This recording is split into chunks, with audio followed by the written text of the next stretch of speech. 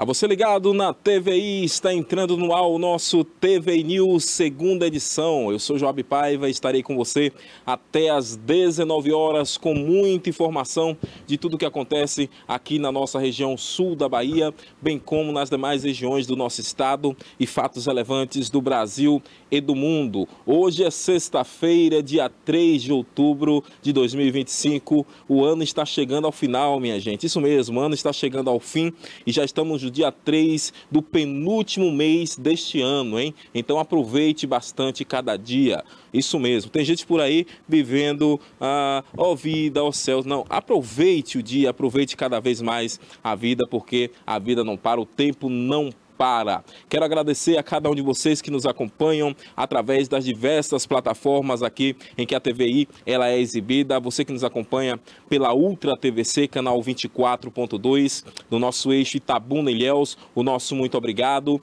A você também que nos acompanha pelo YouTube, youtube.com/TVI Oficial. Isso mesmo, youtube.com/TVI Oficial. Esse é o nosso canal oficial do YouTube. Tô aqui ajeitando um pouquinho a gola, viu, meu amigo Cássio?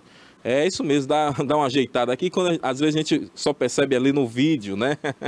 Nós olhamos, logicamente, no camarim, mas às vezes quando chega aqui no vídeo já tá de outra forma. Isso é o ao vivo, é assim mesmo, tá certo? Mas vamos continuar aqui agradecendo a você e dizendo o seguinte: você internauta que nos acompanha pelo YouTube, se ainda não é inscrito, inscreva-se já no nosso canal, tá certo? Aperte então o botão de inscrição e logo em seguida aperte aí o sininho para que você fique muito bem informado, tá certo, no momento em que nossa programação estiver ao vivo. Como eu sempre gosto de dizer, uma programação diversificada com muitas informações diariamente. São 5 horas de informações ao vivo aqui para você, né? Pela manhã nós temos o Barbosa Filho com a primeira edição do TVI News, o Barbosa e a Pérola Cordeiro. Logo em seguida, o Denilton Santos com o Alerta Cidade e eu chego às 17 horas com a segunda edição do nosso TVI News, tá certo? Então, é uma programação bem diversificada para você, além, logicamente, das informações diária. Falaremos também aqui sobre o nosso site, né? Não poderia deixar de falar do nosso site, o site da nossa TVI. Por lá você encontra também muita informação, a parceria com o Jornal à Tarde, tá certo? E o player aí ao vivo da nossa programação. Se preferir, pode então baixar o nosso aplicativo, procurando aí nas lojas de aplicativo TVI Play Brasil, ou agora mesmo apontando a câmera do seu celular para este QR Code que aparece exatamente agora na sua tela, tá certo? Vamos então de informação, vamos aos destaques do dia de hoje, dessa sexta-feira. Sextou, viu, meu amigo Cássio? Sextou de fato. Vamos falar sobre uma mulher que denunciou aí agressão e tentativa de estupro após recusar sexo com o próprio companheiro. Ou seja, o cidadão acha que ela é posse dele, hein? Ela não estava no dia bom, recusou e aí foi agredida, segundo informações aí do boletim de ocorrência. Daqui a pouco essa informação melhor aqui para você. Falaremos também sobre um confronto entre a Polícia Militar e suspeitos de assalto que terminou com um baleado aqui no nosso município de Itabuna. Isso aconteceu essa semana. Já já vamos trazer informações mais detalhadas para vocês. Falaremos também sobre a Câmara de Vereadores de Itabuna, que aprovou aí urgência para a doação de uma área que será destinada para o IFBA aqui no nosso município. Com certeza é uma área que vai ajudar muito o nosso município no quesito educação profissional, né? Educação profissionalizante, enfim, a todos os nossos jovens, as pessoas que estarão ali utilizando, e eu quero dizer aqui, não só de Itabuna, mas de toda a região que poderão utilizar dentro em breve este espaço que será construído ali. Daqui a pouquinho vamos falar com mais detalhes, onde será construído, né? A questão, quem construirá, enfim, né? O papel da Câmara nesse sentido, o papel do município, da prefeitura, enfim, a todos os envolvidos. Daqui a pouco nós vamos falar sobre essa questão aqui também. Infelizmente, na cidade de Anagé, uma tragédia. Uma mulher morreu e o filho adolescente ficou em estado grave por suspeita de envenenamento. Isso mesmo, minha gente. Envenenamento. Mais crimes acontecendo por aí. E desta vez em Anagé, na região sudoeste aqui do nosso estado da Bahia. Daqui a pouco também esse assunto aqui na sua tela da TVI. Polícia Federal apreende mais de 1.000 eletrônicos em nova fase de operação contra o descaminho na Bahia, tá certo? Polícia Federal, como sempre, fazendo o seu papel. Também mostraremos aqui para você o trabalho que está sendo realizado pela nossa briosa Polícia Federal do nosso país, hein? Lembrando, muita atenção, Pix passa a contar com botão de contestação em casos de fraudes e também de golpe, hein? É mais uma segurança para você que usa aí o Pix, né? Que é essa transferência eletrônica de valores, né? Isso é importante, cada vez mais o avanço da tecnologia, temos que avançar também na segurança conjuntamente, tá bom?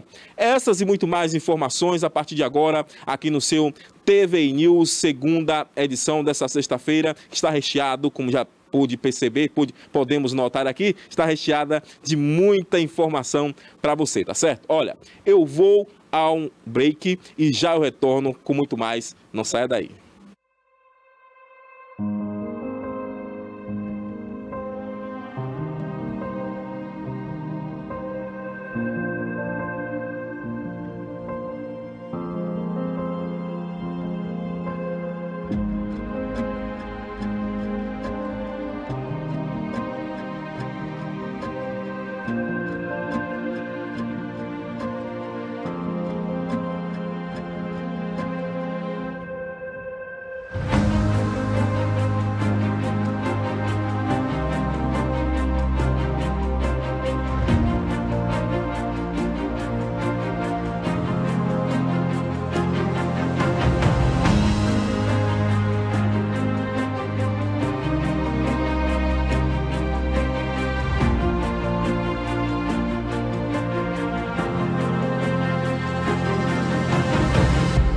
Dia 17 de janeiro de 2005, foi a inauguração da TVI.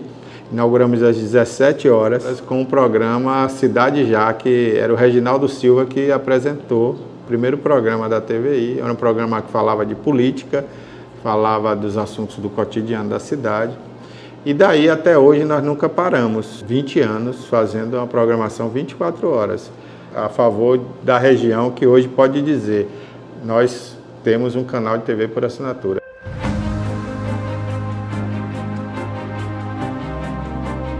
Agradeço muito a Deus, eu agradeço também a todas aquelas pessoas que passaram por aqui, vários profissionais. Quando você vê que o que você aprendeu, você conseguiu transmitir para alguém de alguma forma, e essa pessoa assimilou isso e virou um grande profissional, né? Eu me sinto realizado nesse ponto aí, fico muito feliz. E também ao telespectador, porque o assinante de Itabuna, da TV a cabo, né? Nós batemos um recorde aqui na cidade, e Ilhéus também, né? A nível de assinantes de TV, né? Muitos assinantes assinaram a TVC, hoje a TVC, né? Era a TV Cabo. Então, na época, muita gente assinou para assistir a gente, para acompanhar a gente, né?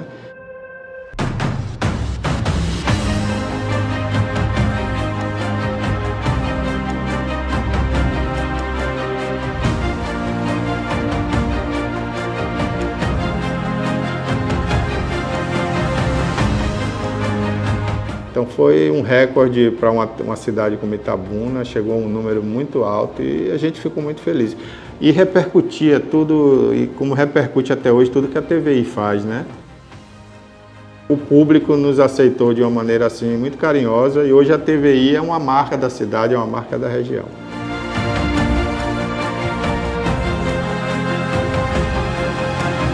Eu agradeço do fundo do meu coração.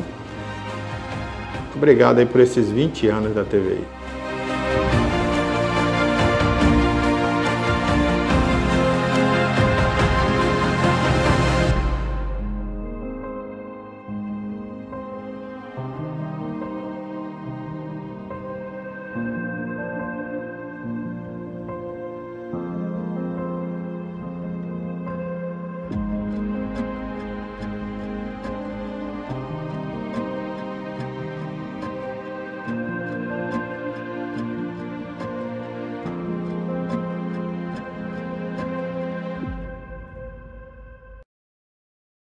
Criada em 2005, a TVI se tornou a primeira emissora de TV por assinatura fora do eixo Rio-São Paulo, transmitida pela operadora TV Cabo para mais de 40 mil espectadores em Itabuna e Ilhéus. Com uma programação 24 horas no ar, a TVI chegou a fazer 6 horas de programação local diária ao vivo, revelando talentos para a televisão baiana.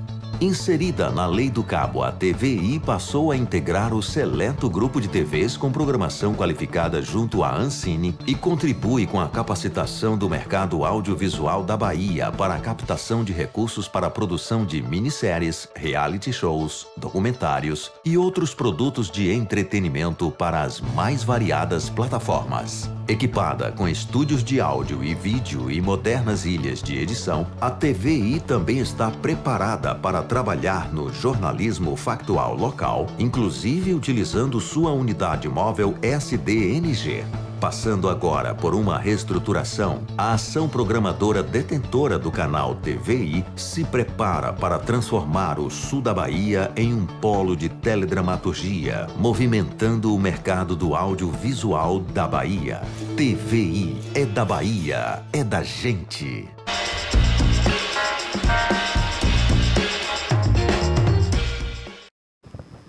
Muito bem, estamos de volta com o nosso TVI News, segunda edição, nessa sexta-feira maravilhosa, sextou. Vamos estar iniciando o final de semana, que seja um final de semana abençoado, de muita paz aqui para todos nós, hein?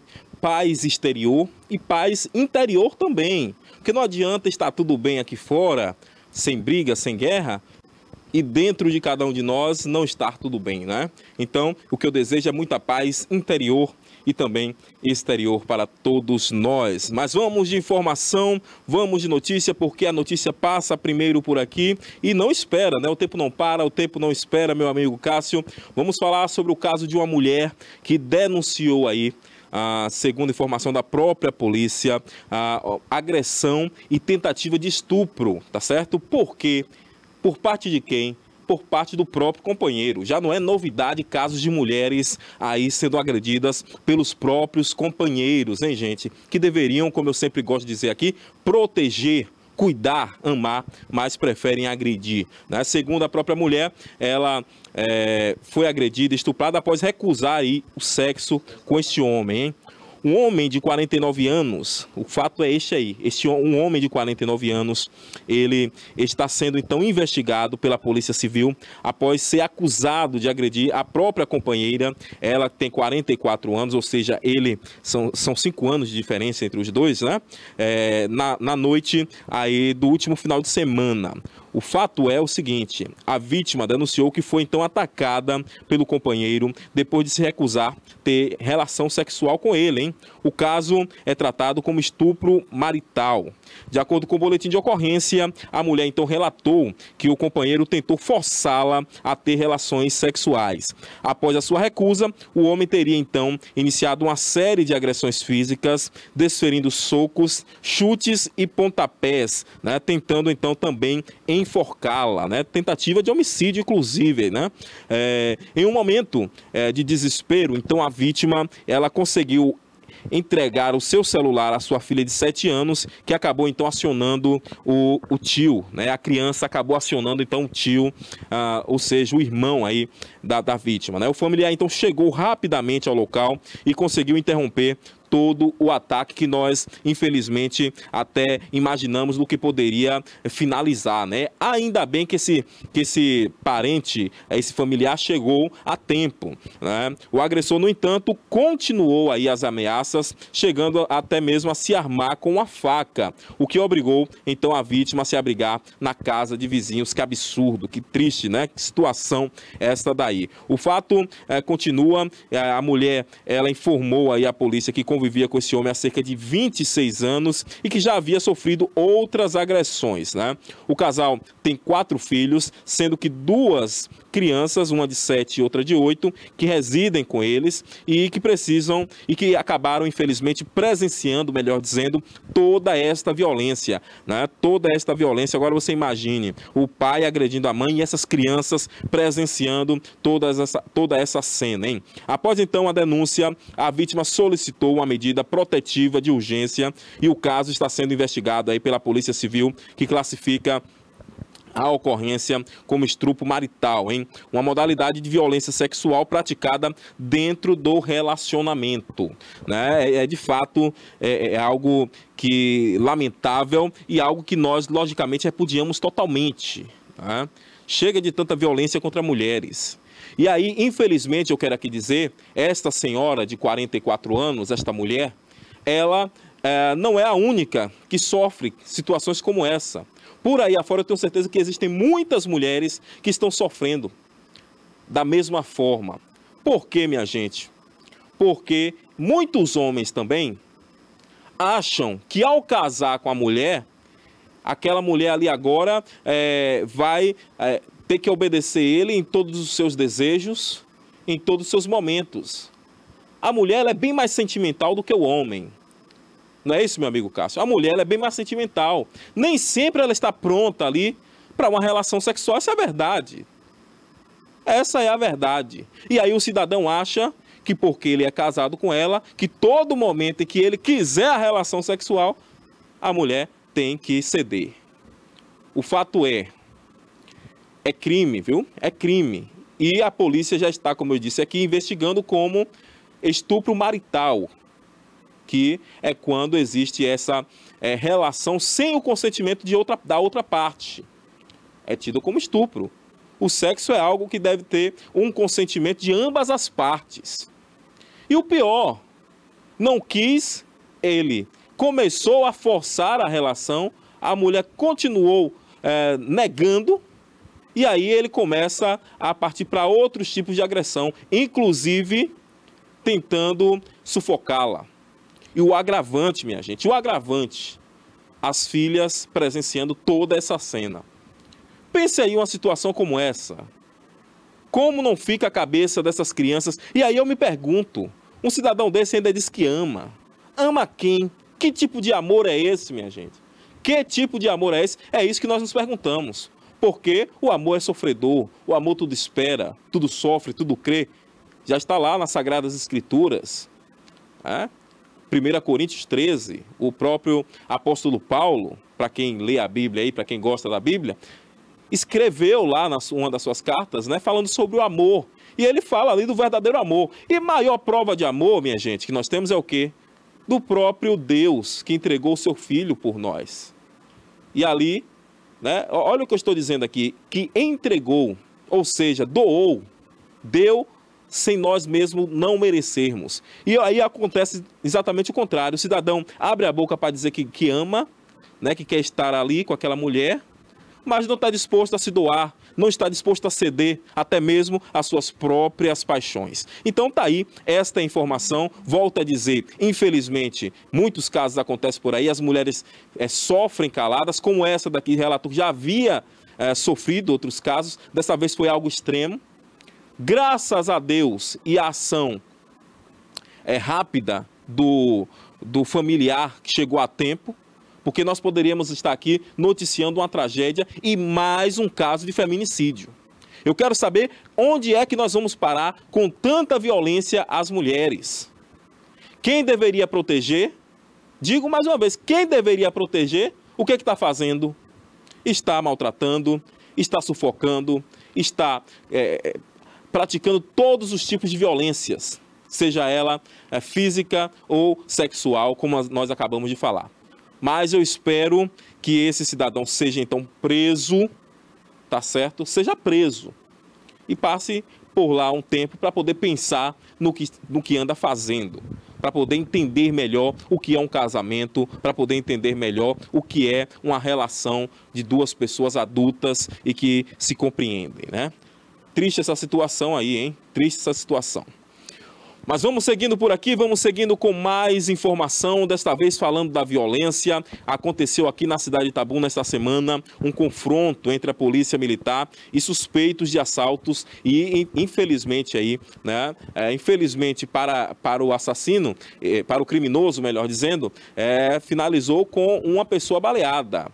E esse baleado aí foi exatamente um desses assaltantes, né, suspeitos de praticar esse assalto, melhor dizendo aqui, né, esse intenso tiroteio, esse intenso confronto com a polícia militar ocorreu no início desta semana, né, nós estamos fazendo aqui um resumo até de alguns acontecimentos, né, mais precisamente na terça-feira, no bairro Castalha, aqui no município de Itabuna, assustando os moradores daquela comunidade, daquele bairro, que é um bairro central. Nós sabemos que o Castalha é um bairro onde é muito tranquilo também, né, só mesmo ali casas um pouco mais, como eu posso dizer, é um bairro mais centralizado e também com casas de muros altos, né?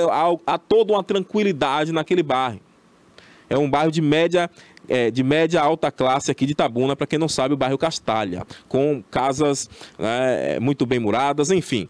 E aí, a tranquilidade naquelas ruas, mas os moradores foram então surpreendidos na noite da última terça-feira, exatamente por esses disparos que aconteceram por lá, assustados, né? Os moradores ficaram totalmente assustados. A ação então terminou com um suspeito baleado, como eu disse, e outro foragido, deu linha, hein? Segundo informações da própria polícia, por volta das 21 horas, a equipe do setor de inteligência em rondas pelo centro da cidade percebeu aí 2 homens em uma motocicleta realizando assaltos. É isso mesmo. E daí vamos chamar a atenção de você que está nos assistindo, porque volta e meia aparecem esses ratos por aí, hein? Praticando esse tipo de assalto. Itabuna deu uma trégua mais nessa questão dos crimes, na questão dos furtos, dos assaltos, mas tem acontecido, sim. Então não dê bobeira, não dê bobeira, tá certo? Pela rua, é sempre bom estar alerta a todo momento, caminhar alerta pelas ruas da cidade. O fato é, essa dupla aí, segundo a polícia, estava praticando assaltos pelas ruas da cidade, né? Realizando esses assaltos, e ao tentar então abordar os suspeitos, a dupla então fugiu, né? Quando a polícia tentou abordar essa dupla, eles acabaram fugindo em direção ao bairro Castalha. A perseguição então terminou quando a motociclista perdeu o controle do veículo e acabou caindo. Neste momento então que eles acabaram caindo, segundo a polícia, houve uma injusta agressão contra a guarnição, que acabou então revidando, né? E você sabe, eu sempre digo aqui, não troque tiro com a polícia. É algo óbvio, né? É isso mesmo, é algo óbvio. Aquele se acha o bichão com a arma na mão. Ah, não, agora eu posso trocar tiro com a polícia. Ledo engano. Tenha certeza que vai se dar mal, né? Foi o caso que aconteceu aqui, a polícia revidou e um dos suspeitos, então, foi atingido na perna, enquanto o outro conseguiu fugir do local, né? O ferido foi, então, socorrido e encaminhado ao Hospital de Base Luiz Eduardo Magalhães, aqui também no município, sem risco de vida. Deu muita sorte, né? Muitos casos de desfecho que nós vemos aqui, muitos acabaram tombando. Desta vez, né, ele recebeu mais uma chance, viu, cidadão? Você recebeu mais uma chance praticando ilícitos aqui, lutou contra a polícia e aí continuou vivo, recebeu mais uma chance. Eu espero que você reflita e venha aproveitar da melhor forma possível, que é exatamente fazendo bem, andando pelo caminho correto, né? Andando pelo caminho que se deve andar, esse é o fato. Lembrando que na ação também foram apreendidos aí um revólver que estava com essa dupla, além de um simulacro de pistola e 3 aparelhos celulares, possivelmente aí de vítimas de assalto. Todo o material foi então apresentado ao plantão central da Polícia Civil aqui do nosso município de Itabuna, e as buscas pelo segundo envolvido estão aí em ação, né? Continuam as buscas pelo segundo envolvido. E aqui eu quero chamar a atenção de você, cidadão de bem, aqui da nossa cidade de Itabuna, para uma questão. Os assaltos estão acontecendo? Estão. Mas tem algumas pessoas que são assaltadas e não querem ao menos ir lá no complexo policial registrar queixa.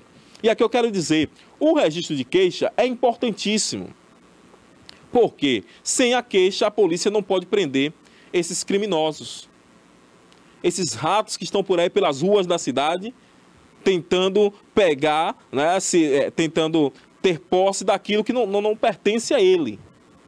Então daí é importante falar sobre isso. Você que está passando pela rua, aconteceu uma situação de assalto, não, vou deixar para lá, não quero ir para a polícia, eu vou comprar outro celular, enfim. Mesmo que você possa comprar outro celular, ou que você não queira ir, mesmo contra a própria vontade, o que eu quero dizer é isso, vá, dê queixa, porque sem essa queixa a polícia não poderá prender os criminosos.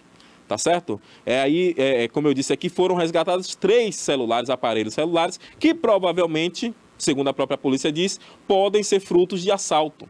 E aí, como é que vai provar que aquele celular ali era seu? Se você tiver a nota fiscal, logicamente prova, mas nem sempre consegue provar. E geralmente a prova é exatamente o seu boletim de ocorrência. Então daí a importância, viu, de fazer então o boletim de ocorrência, né, ir lá até a delegacia, relatar tudo direitinho, né, tudo que de fato aconteceu, para que você tenha esse documento em mãos. E no momento em que a polícia consiga capturar os criminosos, você possa então recuperar, né, se for o caso, o seu bem. Tá aí a nossa dica, tá aí o nosso conselho nesse sentido. Mas quero aqui parabenizar a ação de inteligência também da polícia, né, que não para, é um trabalho dioturno para poder proteger o cidadão de bem. É isso mesmo. E nós vemos aí que a polícia não conta conversa não. Se precisar ir atrás, seja onde for, ela vai. Perseguição total, e aí os criminosos acabaram então caindo por ali. Um conseguiu fugir, largou o companheiro para lá, porque nessa hora ninguém lembra que tem companheiro não, viu? Você que tá no crime aí achando, não, aqui todo mundo é brother, todo mundo é do bem. Não, não é por aí não. No momento da aflição aí, tenha certeza que ele vai correr e vai te deixar. Ele disse que é seu companheiro agora, ele disse que é seu brother agora, mas no momento do aperto, com certeza ele vai fugir e você vai ficar para trás, como aconteceu com esse cidadão aí, tá certo? Então tá aí, esta informação aconteceu aqui na cidade de Itabuna esta semana. Vamos seguindo por aqui, meu amigo Cássio, vem comigo, porque nós vamos falar de um assunto importante, vamos falar sobre educação. Esta semana, a Câmara de Itabuna, o Poder Legislativo, aprovou urgência aí para a doação de uma área que será destinada à construção do IFBA, viu? O Instituto Federal da Bahia, aqui no nosso município de Itabuna, isso mesmo. A Câmara Municipal do nosso município aprovou em sessão realizada, sessão ordinária, né, que é realizada toda terça-feira, a tramitação de um regime de urgência do projeto de lei que foi enviado pelo Executivo, que autoriza aí a doação de uma área de 50.173 metros quadrados. Uma área grande, hein? 50.173 metros quadrados, exatamente ao Instituto Federal de Educação, Ciência e Tecnologia do Estado da Bahia, o IFBA, tá certo? O imóvel está localizado ali no entroncamento das BRs 101 e 415.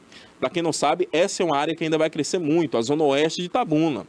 Tem muita gente que não entende de geografia, né, que não entende de gestão de cidade, aí fica falando, Itabuna não tem mais para onde crescer. Itabuna tem muita área que pode crescer. Nós precisamos apenas de pessoas que olhem para a cidade, falem, aqui nós podemos melhorar, aqui nós podemos melhorar, vamos abrir ruas por aqui, vamos abrir novas avenidas por lá. Né? Eu tenho visto isso acontecendo, melhor dizendo, com a doutora Sônia. Ela tem essa expertise. Nós podemos ver a exemplo agora dessas obras que estão acontecendo, né? A ponte ali mesmo, depois de pronta, muita gente que está até questionando. Tem um cidadão, meu amigo Cássio, e eu tenho até que falar aqui ao vivo, que estava questionando por que fazer uma ponte do lado da outra. Sinceramente, né? Aquela ponte que nós temos ali é dos anos 20, salvo engano, e é uma ponte hoje de pedestres, não passa carro. Não precisa ser especialista, basta você olhar para um lado e para o outro, você vai ver a importância daquela ponte, uma ligação de uma grande avenida, que é a Amélia Amado, com um bairro importante da cidade, que é o bairro Conceição, que estará ali margeado pela Rua do Prado, né? Nas margens da Rua do Prado ali, nós vamos sair na nova BR, que será então inaugurada dentro em breve também, nova BA, né? Inaugurada dentro em breve, que é a 649. O fato é, a Câmara de Vereadores, voltando para o nosso assunto, a Câmara de Vereadores aprovou em sessão ordinária, então, a urgência desse projeto, porque, para quem não sabe, toda e qualquer doação, ela precisa ser aprovada pela Câmara de Vereadores, né? Já que os vereadores são aí os representantes do povo, e é como o povo está aí doando para o Instituto Federal essa área, para que essa área seja construída. É muito importante esse projeto, que foi então ali aprovado na última terça-feira em sessão ordinária, né? Mas voltando aqui a falar sobre este assunto, o que acontece? Né? Será construído então esse imóvel, é uma área de mais de 50 mil metros quadrados, né? Ali próximos no bairro, mais precisamente no bairro Nova Itabuna, é uma área ali de entroncamento das BR-101 e 415, né? Dentro aqui do nosso perímetro urbano, né? A medida representa aí um passo decisivo, vale a pena dizer, né? Para a implantação de um campus do IFBA aqui no nosso município. Sem essa doação, provavelmente ficaria inviável. Lembrando que ainda não foi aprovado, né? Provavelmente será aprovado. Eu sei que os vereadores não reprovarão um projeto como esse de doação, dada a importância deste Instituto Federal, né? E o que, logicamente, ampliará aí a rede pública de ensino e técnico e também superior aqui no nosso município, bem como em toda a região, fortalecendo aí a vocação da nossa cidade como polo educacional do sul da Bahia. Que bom que Itabuna é uma cidade pujante, não só no comércio, não só em serviço, mas também nesta área educacional, né? O projeto também alerta e altera, melhor dizendo, o decreto número 16.562, de 28 de agosto de 2025, revogando a afetação de utilidade pública sobre o imóvel e também autorizando a destinação definitiva desta área para o Instituto Federal, para a instalação federal, né? Para essa instituição federal. Aí você vê na imagem, coloca em tela cheia, por favor, Cássio, os dois vereadores, o vereador Ronaldão, à direita da sua tela, ele, que é o líder do governo, Ronaldo Geraldo, né, mais conhecido como Ronaldão, do Republicanos, ele defendeu aí, então, a urgência dessa aprovação e disse o seguinte lá no plenário, abre aspas aí para a fala do Ronaldão: eu estou fazendo este pedido de urgência, pois é para o desenvolvimento desta cidade. Precisamos cumprir os prazos estabelecidos pela União e garantir que Itabuna avance com esses investimentos na educação, né? Disse aí, fala do Ronaldo Geraldo. Já o presidente da Câmara, que você vê à sua esquerda, o vereador Manuel Porfírio, do PT, reforçou aí a importância desse projeto e disse o seguinte: é uma iniciativa de extrema relevância. Estamos debatendo o futuro da cidade e, juntos com todos os colegas, esta casa vai assegurar celeridade na tramitação para que o IFBA se torne uma realidade aqui em Itabuna, tá certo? Lembrando que com a aprovação aí da urgência desse projeto, o projeto agora já segue para análise das comissões técnicas, né, antes de passar por 2 votações no plenário da Câmara Municipal. Tudo indica que nesta próxima semana aí, nesta segunda, nessa terça-feira, nós já tenhamos a aprovação, talvez até em duas votações, né? Quando há uma urgência, assim, geralmente os senhores vereadores acabam realizando 2 sessões, uma próxima da outra, exatamente para poder ter a celeridade deste caso. O que nós queremos é dizer o seguinte: um Instituto Federal como esse é importante demais. Pode dividir aí, meu amigo? Pode dividir, né? É importante demais, nós sabemos por quê. É algo imensurável. Quantos adolescentes, quantos jovens serão formados aí? Ensino técnico, ensino superior. É imensurável, nós não sabemos o impacto de uma decisão como essa. Então, de fato, é algo que nós devemos parabenizar. Logicamente, é o trabalho dos senhores, mas isso demonstra a união, demonstra a força do poder legislativo, bem como do poder executivo, tá certo? Do nosso município, no sentido de trazer, né? De fazer acontecer algo dessa forma aí. Todos nós unidos podemos mais, né? Alguém já dizia: se você quer chegar mais rápido, vá sozinho. Mas se você quiser chegar mais longe, vá com outras pessoas, vá unido. E é isso que nós queremos. Itabuna, nós queremos chegar mais longe. E eu tenho certeza que o Poder Executivo e o Poder Legislativo precisam andar juntos. E aqui eu não estou falando de convivência, ou melhor dizendo, não estou falando aqui de conivência, né? Eu estou falando aqui, logicamente, de convivência harmoniosa, mas não de conivência. São palavras diferentes. Né? Os problemas da cidade precisam ser mostrados, mas em um momento em que a cidade precisa se unir, os poderes precisam se unir em prol de algo importante como é este assunto aí, precisa ser dessa forma. Então, parabéns, né? Parabéns ao Executivo pela doação da área e parabéns pelos vereadores que agora estarão ali fazendo, logicamente, observando alguns detalhes, mas aprovando a instalação deste importante equipamento de educação aqui para Itabuna e toda a nossa região sul da nossa Bahia.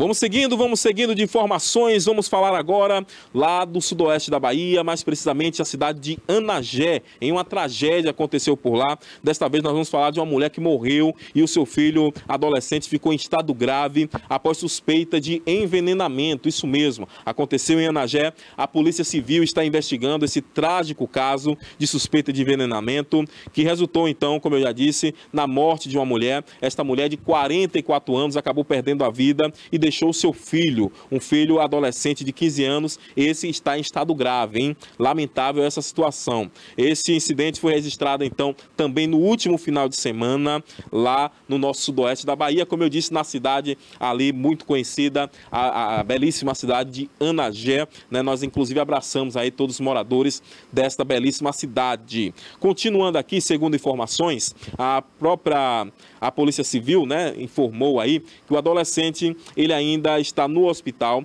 e, segundo relatos da equipe médica, a própria mãe teria colocado, então, veneno. Olha essa situação. A própria mãe teria colocado veneno na comida, né, de ambos, para que ambos consumissem. Ou seja, ela praticou o autoenvenenamento, né, ou seja, quando a pessoa perde a sua...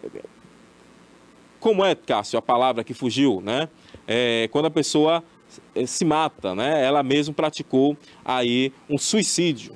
Exatamente, um suicídio, né? Desistiu de viver. E, ao mesmo tempo, também colocou veneno na comida do próprio filho, né?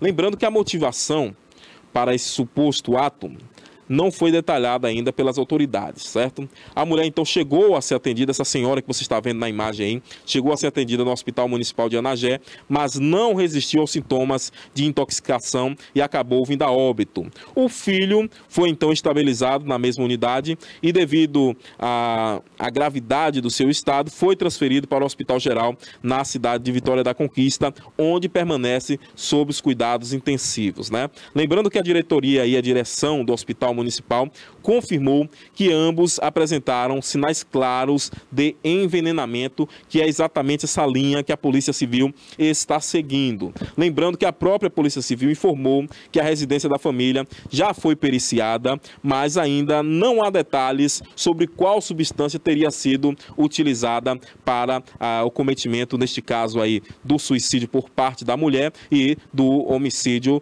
né, por parte do homicídio por parte da própria mulher também contra o próprio filho. Chega a ser até uma enrolada narrar essa situação aqui, dada a gravidade deste caso, que com certeza é uma grande tragédia que deixa, logicamente, cada um de nós, muito tristes em ver uma situação como essa, né? O caso continua sendo investigado, vale a pena dizer aqui, né, para esclarecer, logicamente, as circunstâncias que levaram aí a essa tragédia, esse desfecho terrível. É o que eu tenho dito sempre aqui, gente. Nós saímos agora do mês de setembro, onde nós trabalhamos a questão da conscientização contra aquelas pessoas que pensam em desistir da vida. Eu não vou ficar falando essa palavra aqui, né? Você sabe o que eu estou falando. Aquela pessoa que pensa em desistir da vida, que pensa em retirar sua própria vida.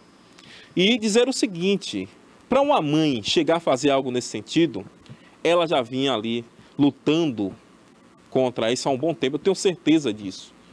Daí a importância de estarmos atentos aos sinais.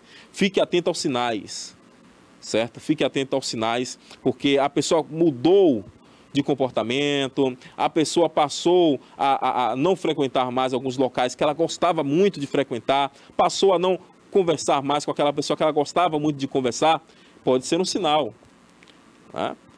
Daí a importância de estarmos sempre falando sobre este assunto aqui, alertando, né? Mas grande tragédia mesmo. Eu espero que este adolescente possa se recuperar, né? Logicamente que fica a marca aí de saber que a mãe se foi dessa forma e de saber também que ele foi envenenado talvez pela própria mãe, que é o que tudo indica, segundo a própria polícia, né? É algo que de fato nós ficamos até mesmo sem palavras aqui para dizer, né? Ficamos sem palavras de fato. Tá aí, esse caso aconteceu, grande tragédia na cidade de Anagé, sudoeste da nossa Bahia.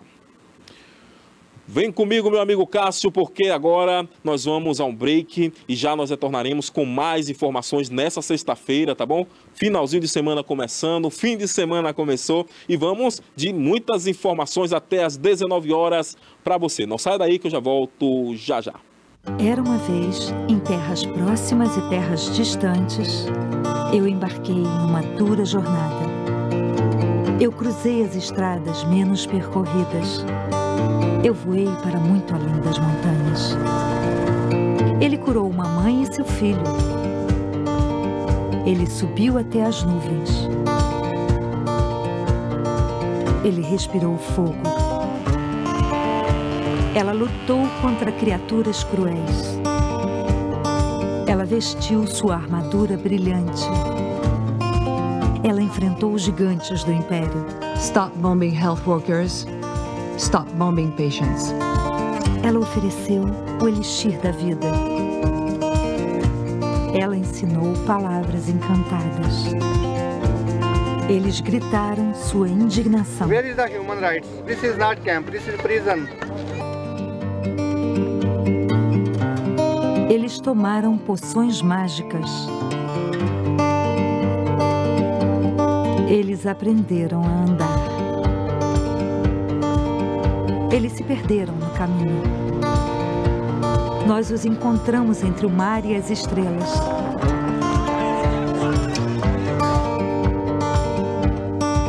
Nós tivemos a ajuda de magos. Nós construímos castelos. Nós protegemos o tesouro. Nós fizemos tudo isso graças a pessoas como você. Ajude Médicos Sem Fronteiras a salvar vidas.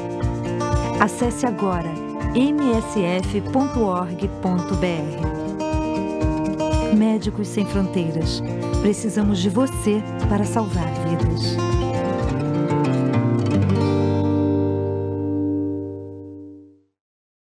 Criada em 2005, a TVI se tornou a primeira emissora de TV por assinatura fora do eixo Rio-São Paulo, transmitida pela operadora TV Cabo para mais de 40 mil espectadores em Itabuna e Ilhéus. Com uma programação 24 horas no ar, a TVI chegou a fazer 6 horas de programação local diária ao vivo, revelando talentos para a televisão baiana.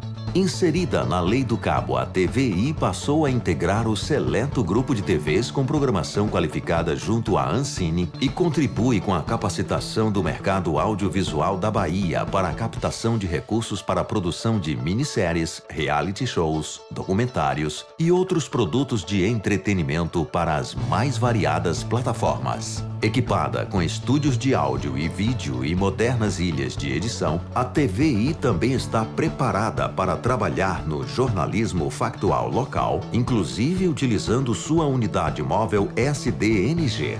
Passando agora por uma reestruturação, a ação programadora detentora do canal TVI se prepara para transformar o sul da Bahia em um polo de teledramaturgia, movimentando o mercado do audiovisual da Bahia.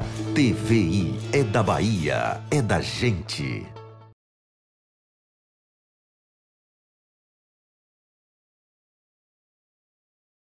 Entretenimento, memória e poesia. Defesa do consumidor. Comportamento. Utilidade pública. Musical. Direitos e inclusão. Tecnologia. Notícias. Política. Opinião. É TV Cabo, é streaming, é YouTube, é Instagram, é Facebook. É o início de um novo caminho. É você seguindo, é você assistindo. Somos a TVI. Há 20 anos contando sua história.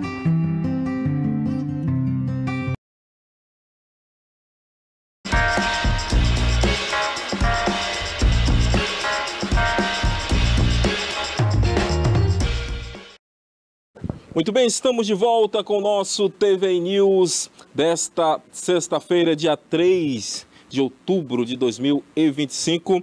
Vamos continuando com as informações por aqui, vamos falar do trabalho da Polícia Federal. A Polícia Federal apreendeu aí mais de 1.000 eletrônicos em nova fase da operação contra descaminhos aqui no nosso estado da Bahia. Isso mesmo, Polícia Federal realizando o seu trabalho, hein? Foi deflagrada aí pela Polícia Federal, como eu já disse, a segunda fase da operação Putridium Malum, né? Isso aconteceu na segunda-feira, dia 29, resultando aí na apreensão de mais de 1.000 aparelhos eletrônicos em Salvador e na cidade também de Ituberá. A ação então mira o crime de descaminho, que é a importação de mercadorias sem o pagamento de impostos, tá certo? Muita gente querendo ganhar dinheiro sem pagar o devido imposto, né? Foram cumpridos 11 mandatos de busca e apreensão e os itens estão aí, entre os itens apreendidos, eletrônicos como celulares, relógios, fones de ouvido, notebooks e tablets. A operação também resultou na apreensão de 4 veículos, né, e cerca de R$57 mil em espécies e imóveis. Você vê, inclusive, aí, imagens dessa apreensão, né? Os investigados responderão pelo crime de descaminho, que prevê pena e reclusão de até 4 anos, além de multa que deve ser paga, hein? Esta é a segunda grande operação recente contra o comércio ilegal aqui na nossa Bahia, vale a pena dizer, né? Lembrando que na quinta-feira anterior, dia 25, milhares de roupas falsificadas foram então apreendidas durante a fase, né, inicial desta operação Comércio Ilegal em Salvador e Lauro de Freitas. Inclusive nós mostramos aqui, né, essas roupas que foram apreendidas na semana passada. Nesta ação, camisas, calças, bermudas, tênis, além de cintos e óculos foram então apreendidas em lojas que foram denunciadas por representantes de marcas internacionais. É aquela coisa, a pessoa quer andar de marca, mas quer pagar barato, né? Como fala, é a marca barata. E aí acabam então optando por comprar nessas lojas. E eu quero dizer aqui, se você compra assim nessas lojas, tenha cuidado, porque de fato a origem não é uma origem lícita, né? Essa é a realidade que nós sabemos. A operação então contou com participação do Codacom e também da Secretaria da Fazenda do Estado da Bahia, a Cefaz, aí nesse sentido das apreensões. Os responsáveis pelas lojas fiscalizadas foram então conduzidos até a delegacia para prestar depoimento e também já foram liberados. Isso na primeira fase aí desta operação, e essa semana já foi então deflagrada a segunda fase, apreendendo eletrônicos. Semana passada o foco foi roupas, né? Foram bonés, óculos, camisas, calças, enfim, tênis. E essa semana já foi com foco em eletrônicos. Lembrando que a pena pode chegar aí até 4 anos de reclusão, mais pagamento de multa. Tá aí o trabalho da Polícia Federal aqui no nosso estado da Bahia, meu amigo Cássio. Vem comigo, porque dessa vez nós vamos falar também, está circulando aí nas redes sociais um vídeo onde uma mulher, ela disse que a médica negou atendimento para sua filha. Isso mesmo. Ela fala, olha, essa médica que negou atendimento para minha filha e por isso eu vou aqui agora resolver da minha própria forma, né? Nós temos esse vídeo aí, nós vamos mostrar e você vai poder entender melhor este caso. Roda aí, por favor, Cássio. A senhora não quer me atender. A senhora não sabe nem com quem a senhora está gritando.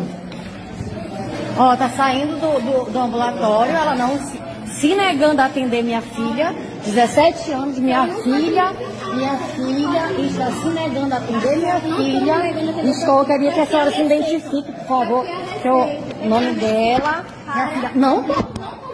Posso sim, tem direito de fazer isso. Minha filha está ali com dor e a senhora está se negando a atender. Você está se negando a atender minha filha. Você me respeite o meu direito e o direito da minha filha. Tenho sim, senhora. Tenho sim. Me respeite. A senhora não sabe o que a senhora está falando. Me respeite. Não, eu só vou sair daqui quando ela atender minha filha, que está chorando com dor ali. Ela vai atender sim, você tem confiança. Não, ela vai me atender. Por que ela não foi me atender? Eu estou calma para saber por que ela não está. Tá bom. Ó, eu não quero nem mostrar ao senhor que essa mulher atenda minha filha. Aonde eu encontro o diretor do hospital? O gerente, alguma coisa assim. Com o enfermeiro que ele vai... Não vou conversar com o enfermeiro, eu quero conversar com ela, eu quero que ela atenda a minha filha, que está chorando aí com dor, e ela não quer passar o medicamento que o hospital tem aqui. Simplesmente isso. Alguém vai poder me atender ou eu vou ficar aqui? Ela me empurrou aí dentro, meu amor. Por que você acha que eu liguei o celular? Ela simplesmente se recusou a atender. Senta lá, minha filha, senta. Não, ela não se negou a atender. Ó, a moça trouxe medicamento e ela se recusa a atender. Não te filmei não, amiga. Ela se recusa a atender. Então tá aí, né, gente? Deu para perceber, de fato, uma grande confusão, né? Essa senhora que está filmando aí, inclusive relatou para a polícia que foi agredida, né? Nós vemos aí também. O fato esse não é nada mais, nada menos do que o retrato da saúde pública em muitos estados e municípios do nosso país, né? Onde as pessoas passam horas e horas para serem atendidas. Logicamente que existem as exceções, mas nós sabemos que, por outro lado, existe também muita gente, muito profissional que deveria estar atendendo e não está fazendo o seu papel.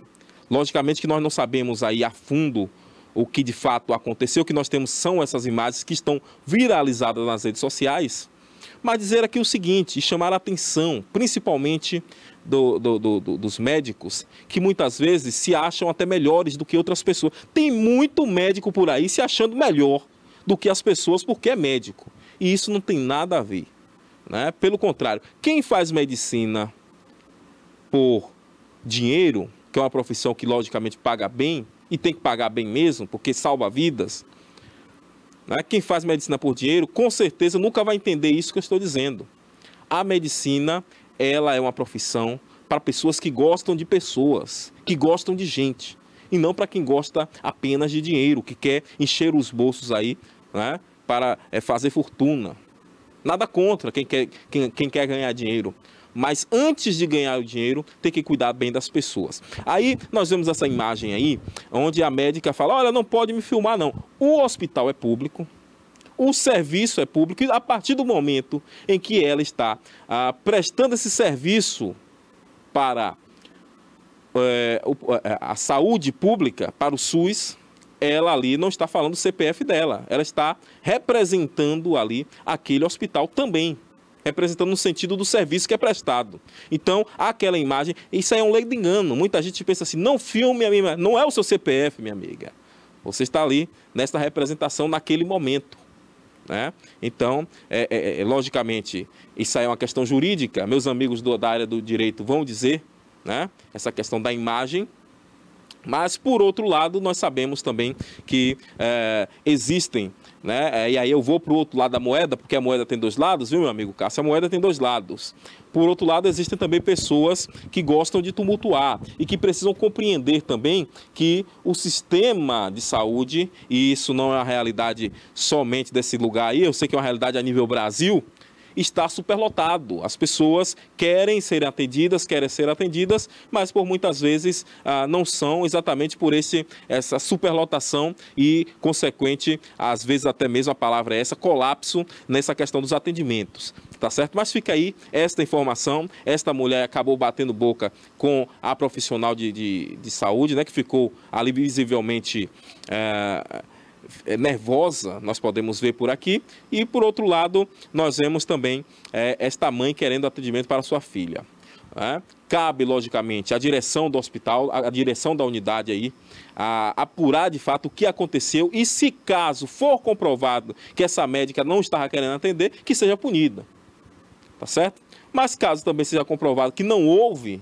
uma situação como essa, então, né, precisamos, logicamente, aí cabe ao hospital agora fazer esse levantamento para entender melhor o que de fato está acontecendo e também tentar cada vez mais melhorar essa questão aí, né, do atendimento, essa questão do tempo, porque é muito chato a pessoa chegar com dor, a pessoa chegar ali sofrendo, já está sofrendo, e ter que ficar passando horas e horas esperando por um atendimento, horas e horas para ser medicado, entendeu? Então, de fato, é algo que precisa ser visto com muito carinho, né, visto por pessoas que gostam de pessoas. Volto a dizer, a medicina, ela é para pessoas que gostam de pessoas. Gente que gosta de gente. Não é para aquelas pessoas de narizinho em pé, não. Porque quem é de nariz em pé, e pode até ser médico, mas vai atender então lá no particular. Vai atender só os granfinos. Não vai atender o povo. Porque quando você vai atender o povo, com certeza vai ter situações como essa aí, né? Tem que ter paciência também nesse sentido, tá certo? Mas tá aí esta informação, esta imagem está circulando nas redes sociais, né? Logicamente que divide opiniões, e nós sabemos também que a moeda tem dois lados. Então aqui nós não tomamos lados, nós apenas mostramos para você, deixando vocês muito bem informados. Mas vamos seguindo então, vamos seguindo com mais informações, porque a informação não para, né? Como eu sempre gosto de dizer, a informação passa primeiro por aqui e não para. Vamos falar agora sobre a questão do Pix. Quem que gosta de fazer Pix? Eu acredito que todo mundo hoje em dia já está usando o Pix, né? Quem não está usando está na época aí no século passado. No tempo da pedra, isso mesmo, Cássio, no tempo da pedra, né? O Pix passa então a contar aí com um botão de contestação, essa é uma novidade para casos de fraudes e de golpe, né? Muita atenção aí, agora nós teremos esse botão para que você possa estar mostrando no momento de fraudes ou de golpes, né? Isso aconteceu a partir de ontem, né? Da quarta-feira, né? Anteontem, na última quarta-feira aí, os usuários do Pix terão agora à disposição esse novo recurso, né? Já está à disposição, é o botão de contestação que permitirá registrar de forma imediata situações de fraude, golpe ou coerção, né? De acordo com o Banco Central, a novidade então integra as medidas de aprimoramento do mecanismo especial de devolução do Pix, é o chamado MED, criado para possibilitar aí a devolução de valores a vítimas de fraudes dentro do sistema de pagamento instantâneo. Com a ferramenta, a contestação da transação será realizada de maneira totalmente digital, sem a necessidade então aí de uma interação direta com atendentes, o que deve logicamente agilizar o bloqueio de recursos na conta de possíveis golpistas, né? Segundo o Banco Central, esta rapidez então aumenta significativamente as chances de devolução do dinheiro às próprias vítimas, né? Lembrando que a iniciativa reforça aí os esforços da autoridade monetária para tornar o Pix cada vez mais seguro, né? E também confiável diante do crescimento das tentativas de golpes no ambiente digital. O que não falta por aí são golpes. São espertinhos, né, golpistas, tentando, logicamente, se apoderar do dinheiro que não é dele, né? O que não falta por aí são golpistas, viu, gente? E daí, logicamente, a importância, né? Daí a importância de termos o aprimoramento dessa tecnologia, exatamente para que você, que é usuário dessa ferramenta, possa então agora ter, né, essa contestação. Maravilhoso, maravilhoso demais, até porque, como eu acabei dizendo aqui, né, os golpes estão acontecendo aí, né? Algumas pessoas que não têm tanta facilidade com o manejo digital acabam caindo, principalmente o público idoso, essa é a realidade. Recentemente mesmo, a doutora Ludmila, que sempre vem aqui no nosso programa, nosso bate-papo jurídico, até colocou lá na rede social dela. Estavam com um número de celular e praticando golpes, que é o golpe do falso advogado, né? Já falamos aqui sobre esse golpe, com alguns clientes dela. As pessoas pedem Pix para poder, segundo elas, liberarem alguns valores que foram ganhos em algumas causas, enfim. E aí, agora com esse aprimoramento, agora com esse botão de contestação, eu tenho certeza que dificultará para esses golpistas. E é dessa forma que nós devemos trabalhar. Parabéns aí ao Banco Central por esta inovação. Eu tenho certeza que isso traz, logicamente, muito mais segurança para os usuários desse importante ferramenta, né? Hoje em dia, todo mundo trabalha com Pix, né? Vamos chegar ao período aí que a questão da moeda vai ter que ficar para outro só na história, né? Nós vamos contar aí para os nossos filhos, para os nossos netos. Olha, tinha um momento lá que você dava um papel, né? E aí você comprava as coisas com um papel. A criança não vai nem saber que isso existia. Eu acredito que já existem aí crianças e adolescentes que nem sabem que existe dinheiro físico.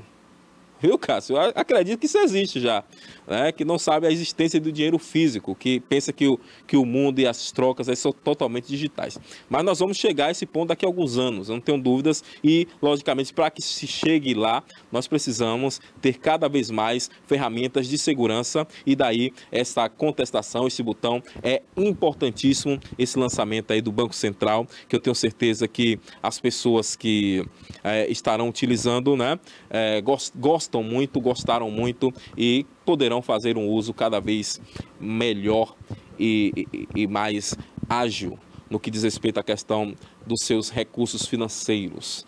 Tá aí esta importante informação voltada para a questão do Pix. Muito bem, vamos seguindo por aqui. Agora nós vamos falar sobre um caso que aconteceu esta semana aqui na nossa Bahia, envolvendo um deputado estadual, tá certo? O que acontece é o seguinte: a Assembleia Legislativa e a Justiça estão sob pressão, hein? Em relação aí ao mandato do deputado Binho Galinha. O caso envolvendo aí o deputado Binho Galinha, ele que está foragido da Justiça desde a deflagração da operação Anômico, né? Anômico é um desdobramento aí é o patrão, né? Pela Polícia Federal. Essa é uma operação, vale a pena dizer, que é realizada pela Polícia Federal, né, e também pelo Ministério Público aqui do nosso estado. Começou na quarta-feira, né, e acabou colocando luz aí sobre uma importante questão: o mandato, logicamente, do deputado estadual, volto a dizer o nome dele aqui, o deputado Binho Galinha, né, o mandato parlamentar dele lá na Assembleia Legislativa da Bahia, a ALBA. Diante desse cenário, surge então aí a expectativa por uma movimentação no Conselho de Ética da Casa, né, que já está instalada aí há mais de um ano e meio, presidido pelo deputado estadual, o deputado Vitor Bonfim, do PV, viu, gente? De lá para cá, né, sempre quando questionado sobre o assunto do Binho Galinha, que na verdade essa situação já tinha acontecido, algumas buscas um período atrás, né, contra o deputado Binho Galinha. E quando foi na quarta-feira, agora a polícia foi exatamente para fazer a apreensão, né? A busca e apreensão do deputado, e ele acabou fugindo. Onde está o deputado Binho Galinha? Ninguém sabe. É considerado foragido pela própria polícia. Essa é a realidade. E aí, agora, a pressão está sobre os olhares e a pressão está sobre a própria Assembleia Legislativa, né? E principalmente o Conselho de Ética da Casa, como eu ia dizendo aqui, que é presidido pelo deputado Vitor Bonfim, do PV. De lá para cá, você vê imagens aí agora do Binho Galinha, de lá para cá, sempre quando questionado sobre o assunto, então, o deputado Bonfim, né, ele sempre adotou uma postura evasiva, né, e desde da quarta-feira, ele vem tentando, então, entrar em contato com ele, mas não vem obtendo o retorno, né? A nossa reportagem aí do Jornal à Tarde tenta entrar em contato com o presidente do Conselho de Ética, mas ele não está atendendo. No entanto, fontes que foram ouvidas em caráter reservado têm opiniões diferentes sobre o assunto do mandato aí do deputado Binho Galinha, que deputado este foragido. Alguns defendem aí que a própria Assembleia tome uma atitude sobre este assunto, porém outros adotam um tom mais cauteloso, esperando que a Justiça inicialmente tome a frente da situação para que depois a ALBA venha a se manifestar, né? Para um interlocutor, o Legislativo baiano nunca passou por uma situação do tipo e diz que a ALBA pode, pelo menos de início, suspender o mandato aí, do Binho Galinha por um período de 90 dias. Segundo a fonte, o período de afastamento se deve para que o próprio parlamentar possa se defender. Eu acredito também que deve ser mais ou menos por essa linha aí, né? A Assembleia Legislativa pode, então, afastar o Binho Galinha nesse período aí, até para que não venha esse peso todo para casa, né? E, por outro lado, também o parlamentar poderá, então, se defender, né? No entanto, é considerado aí pouco provável que o colega de parlamento escape, né, ileso de uma cassação do mandato, né? Uma vez que as denúncias contra o Binho Galinha são muito fortes, e quem está dizendo isso aí não somos nós aqui, logicamente que é a polícia, né? São denúncias fortíssimas, inclusive de ligação aí com a questão de milícias, em relação à questão também de agiotagem, né? Enfim, vários tipos de crimes, segundo a própria Polícia Federal, hein? Eu acho, um interlocutor disse o seguinte, vamos ouvir aqui, dizer aqui a fala do interlocutor, né? Abre aspas. Eu acho que tem que ter muita maturidade neste momento, mas é uma situação gravíssima, disse esse cidadão aí que preferiu não se identificar, né? E que imagina que a Assembleia vai tomar uma atitude, mas no sentido de suspender, né? E que a cassação será inevitável, tá certo? Outro interlocutor, também lá do Jornal à Tarde, disse o seguinte, adotou um tom mais moderado, né, com relação ao colega de casa, mas abriu fogo, né? Abriu fogo contra a justiça, acusando-a de ter sido covarde, viu?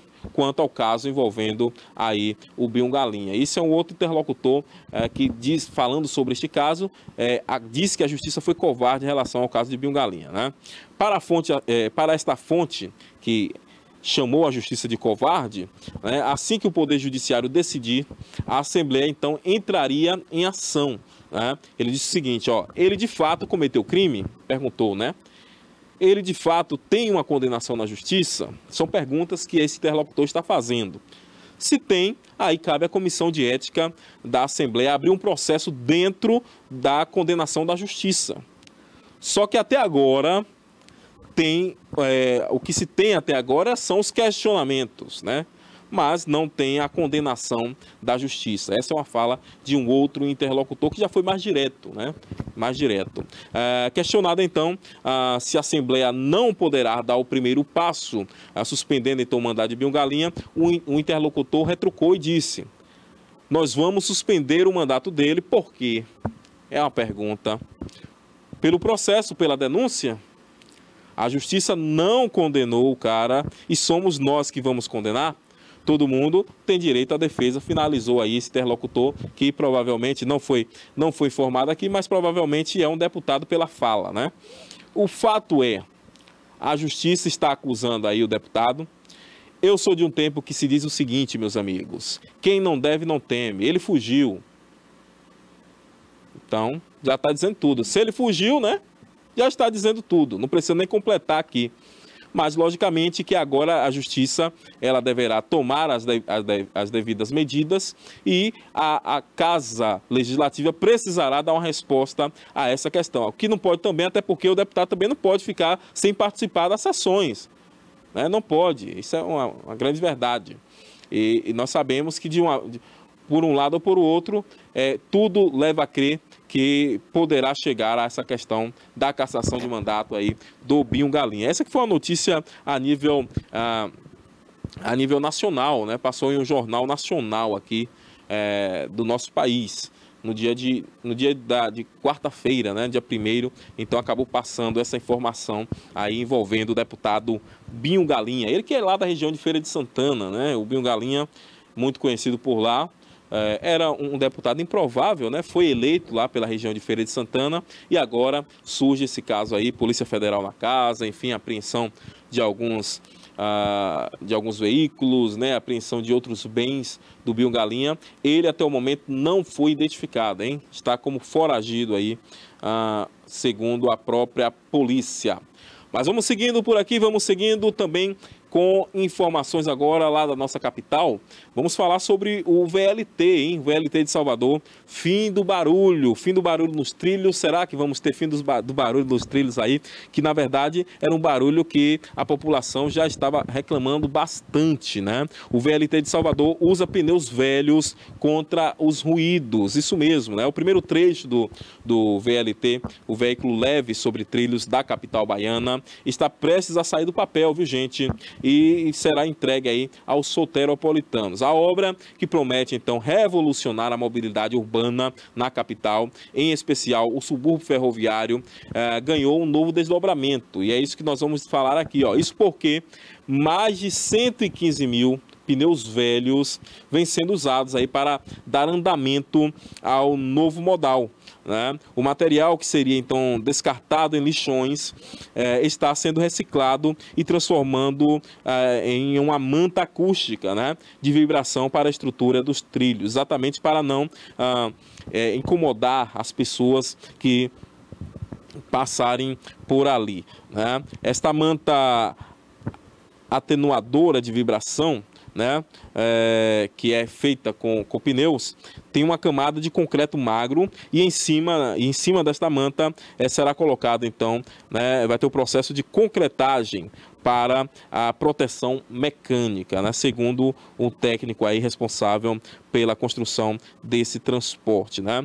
Uma publicação no perfil oficial do governo do estado, inclusive, mostra a transformação, né, do objeto na manta produzida para abafar os ruídos que serão gerados aí, que são gerados, melhor dizendo, pelo atrito da roda e também dos motores, com o intuito de absorver a vibração do solo, né? Ou seja, é um investimento interessante, até porque esse VLT passará em algumas ruas lá do subúrbio mesmo, né? Dividindo a rua, né? Passa no meio ali. Eu estava observando esses dias, mas com certeza é um meio que ajudará muito a população de Salvador, né, no que diz respeito a essa questão da mobilidade urbana. As pessoas vão poder sair do subúrbio, por exemplo, para o centro da capital, né, em poucos minutos. Isso mesmo, em poucos minutos. Não vão precisar ficar mais ali à espera do ônibus, né, tendo que muitas vezes pegar um ônibus lotado. Logicamente, VLT também lota, né, gente? Em hora de pico também vai lotar, mas a questão da mobilidade é bem mais rápida, né?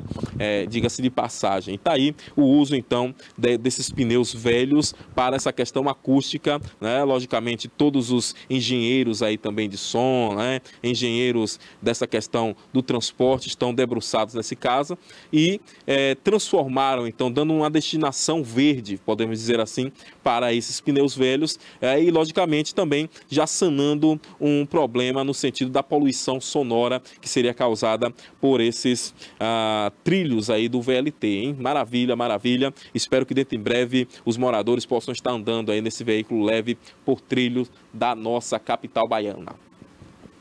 Muito bem, vem comigo, porque desta vez nós vamos a mais um break e já nós retornaremos com muito mais informações para vocês. Não saia daí, eu volto já já.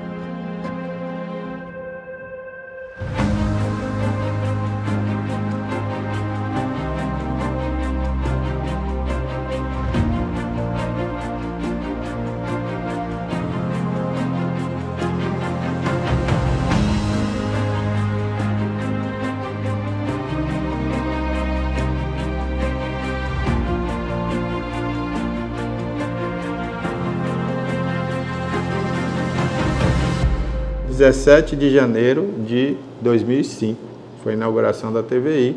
Inauguramos às 17 horas com o programa Cidade Já, que era o Reginaldo Silva que apresentou o primeiro programa da TVI. Era um programa que falava de política, falava dos assuntos do cotidiano da cidade.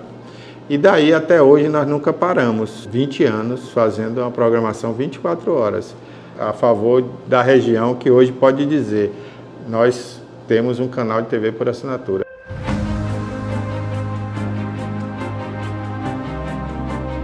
Agradeço muito a Deus, eu agradeço também a todas aquelas pessoas que passaram por aqui, vários profissionais. Quando você vê que o que você aprendeu, você conseguiu transmitir para alguém de alguma forma, e essa pessoa assimilou isso e virou um grande profissional, né? Eu me sinto realizado nesse ponto aí, fico muito feliz. E também ao telespectador, porque o assinante de Itabuna, da TV a cabo, né?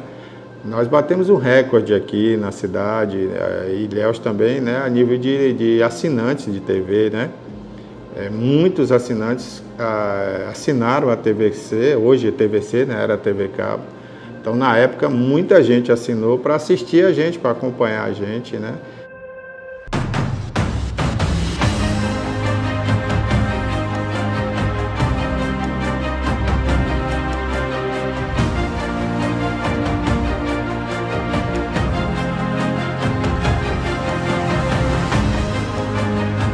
Então foi um recorde para uma cidade como Itabuna, chegou a um número muito alto e a gente ficou muito feliz. E repercutia tudo, e como repercute até hoje, tudo que a TVI faz, né? O público nos aceitou de uma maneira assim muito carinhosa e hoje a TVI é uma marca da cidade, é uma marca da região.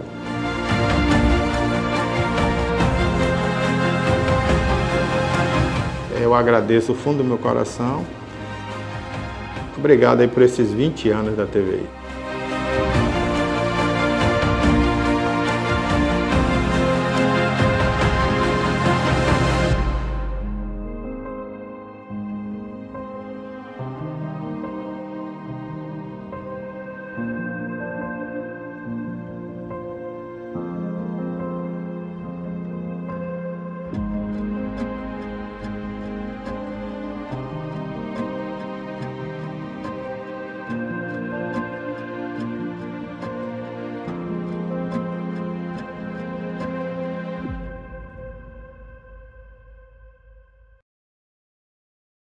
Criada em 2005, a TVI se tornou a primeira emissora de TV por assinatura fora do eixo Rio-São Paulo, transmitida pela operadora TV Cabo para mais de 40 mil espectadores em Itabuna e Ilhéus. Com uma programação 24 horas no ar, a TVI chegou a fazer 6 horas de programação local diária ao vivo, revelando talentos para a televisão baiana.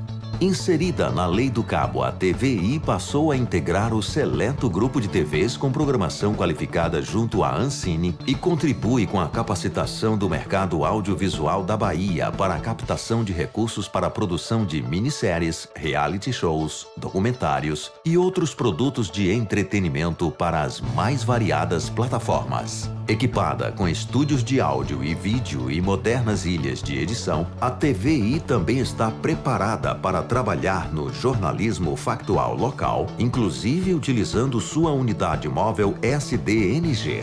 Passando agora por uma reestruturação, a ação programadora detentora do canal TVI se prepara para transformar o sul da Bahia em um polo de teledramaturgia, movimentando o mercado do audiovisual da Bahia. TVI é da Bahia, é da gente.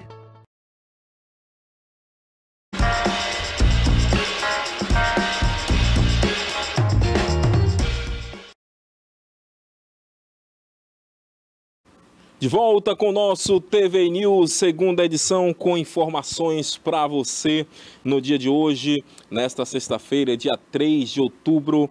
Vamos continuando aqui falando de informações. Desta vez nós vamos falar sobre um caso de uma pessoa, na verdade um criminoso, né? É um criminoso, um suspeito de aplicar golpes. Usa-se muito essa palavra suspeito, até porque todos são inocentes, até que se prove o contrário.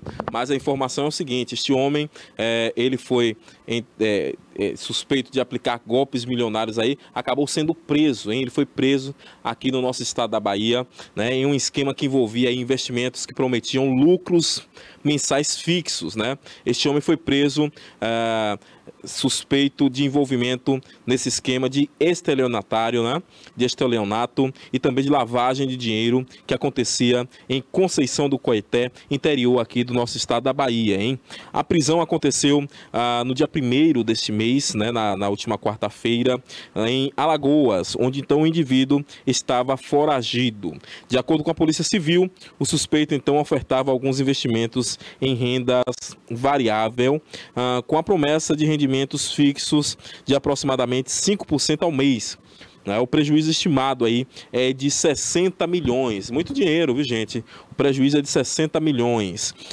Para apresentar uma maior credibilidade aos golpes, o homem ele acabava utilizando aí contratos formais, né? Vários com a firma reconhecida em cartório, fato que atrai aí mais investigadores para saber que pode ser a ponta do iceberg de outras situações, né, gente? As investigações então começaram depois de que 15 vítimas registrarem boletins de ocorrência, né? Porém, aí a polícia supõe que mais de 300 pessoas tenham sido ludibriadas por este criminoso, né? Segundo o coordenador regional da 15ª Coordenadoria Regional de Polícia Interestadual, o senhor Plínio Monteiro Mota, os valores aplicados pelas vítimas variam aí de 10 mil a 440 mil. Imagine aí a pessoa aplicar cerca de 400 mil reais, mais de 400 mil reais, e depois descobrir que é golpe. É uma situação delicada, hein?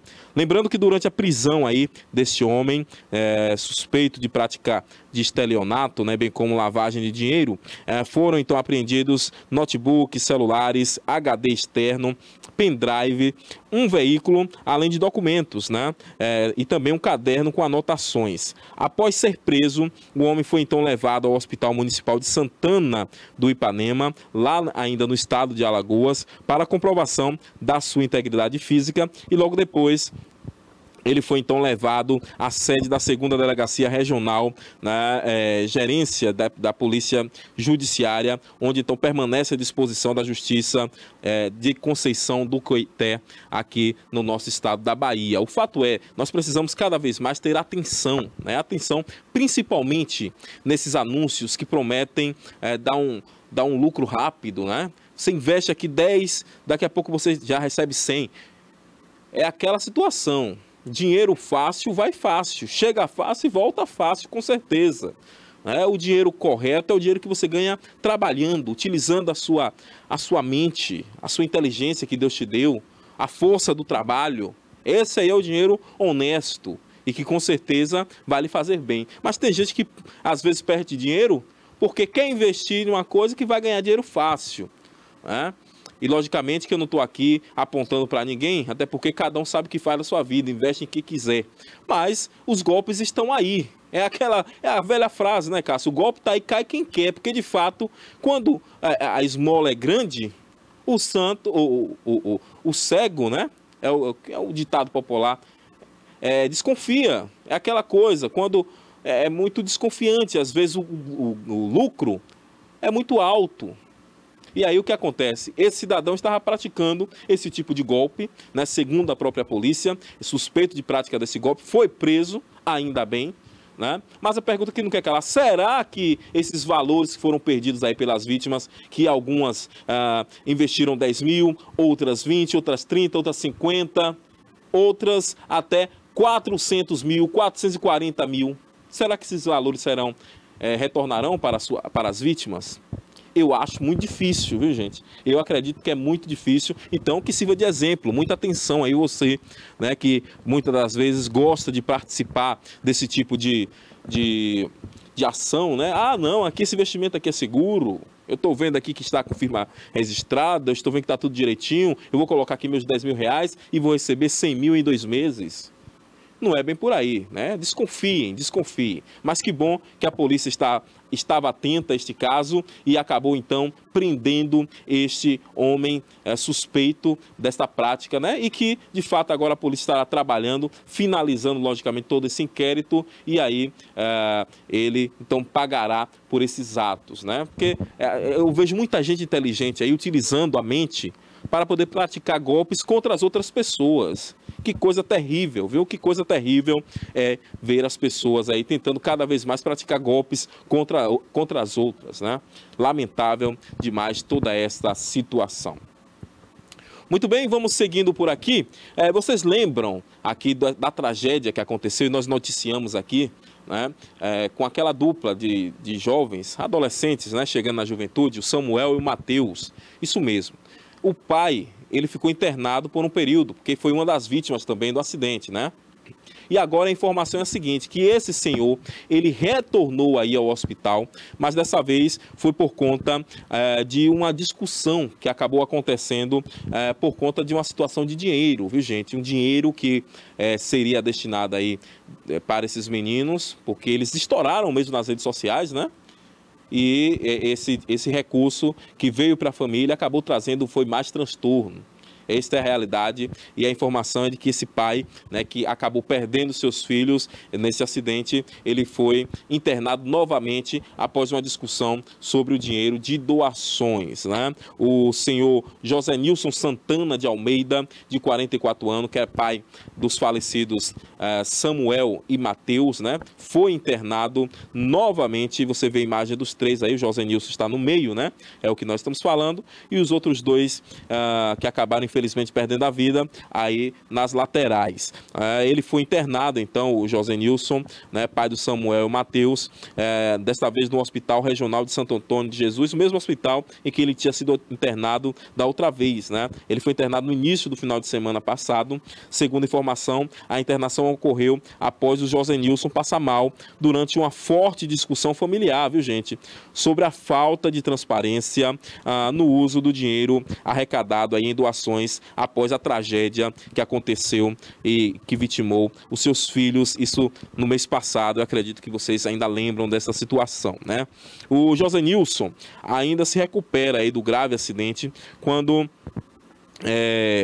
melhor dizendo, ele ainda estava se recuperando, né, deste grave acidente, quando então o estresse causado pela discussão o fez passar mal, né? A situação foi tão intensa que ele acabou estourando os pontos da cirurgia que havia feito devido aos ferimentos do acidente. O centro da polêmica, e aí vocês vão entender agora, é exatamente a gestão dos valores que foram doados para ajudar a família.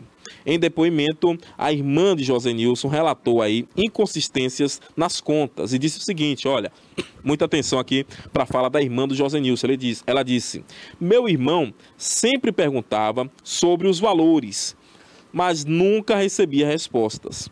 Quando soubemos, conferimos na conta e os números não batiam.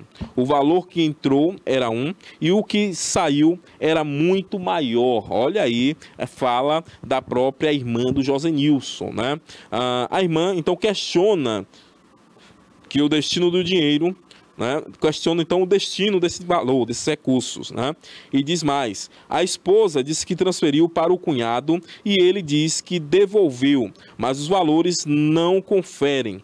Para onde foi esse dinheiro? Esta é a pergunta que está sendo feita aí pela irmã do José Nilson, né? A família então chama por justiça e também por transparência, pedindo que as vítimas da tragédia recebam um mínimo de respeito e clareza sobre os recursos destinados ao seu amparo, né? Na verdade, as pessoas doaram aí para ajudar a família, que é uma família simples, é uma família humilde, né, de poucos recursos financeiros, a se reerguer. Nós sabemos que foi uma tragédia muito grande, a perca de 2 integrantes, né, da família e 2 jovens promissores.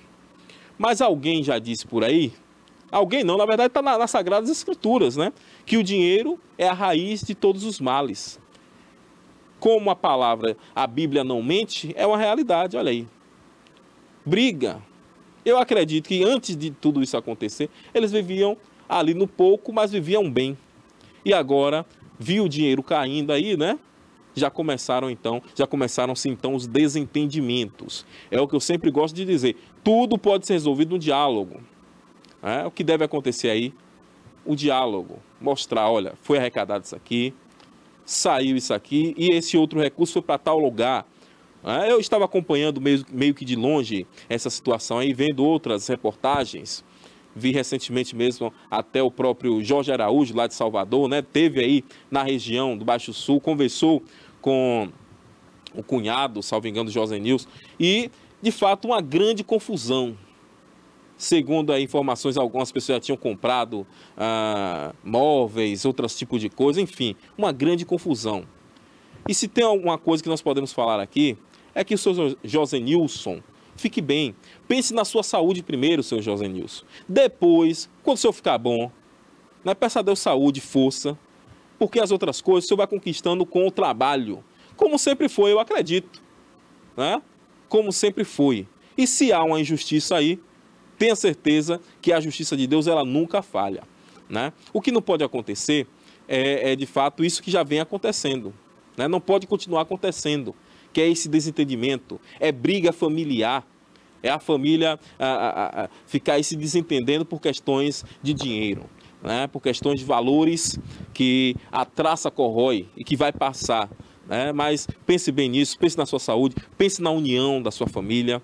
Né? Pelo que eu estou entendendo, aí já há uma desavença até mesmo entre o próprio Josenilson e a própria esposa. Né? O que é algo lamentável, logicamente, tá certo? Minha gente, vamos seguindo aqui, né? Esse caso é de fato lamentável, situação lamentável mesmo de se ver, né? Briga familiar por conta de recursos, rapaz, é algo que eu não desejo para ninguém. Né? Vamos seguindo aqui, porque tem um vídeo também que está passando nas redes sociais aí interessante. Segundo a filmagem ali, um gatinho, um pet inofensivo acabou salvando a vida de uma senhora, hein? Isso mesmo, vocês vão entender o porquê, porque ele chega ali e acabou então tirando a atenção de um pitbull que poderia então atacar a idosa. Vamos ver essa matéria? Pode rodar. O gato conhecido como Madruga teve dia de herói ao salvar a tutora, Dona Teresa, de 72 anos, de um ataque de pitbull em Nilópolis, no Rio de Janeiro. O vídeo registrado por câmeras de segurança mostra o momento em que o cachorro consegue fugir e avança sobre Teresa e mais duas amigas que conversavam na rua. O felino interveio na situação e conseguiu afugentar o cachorro.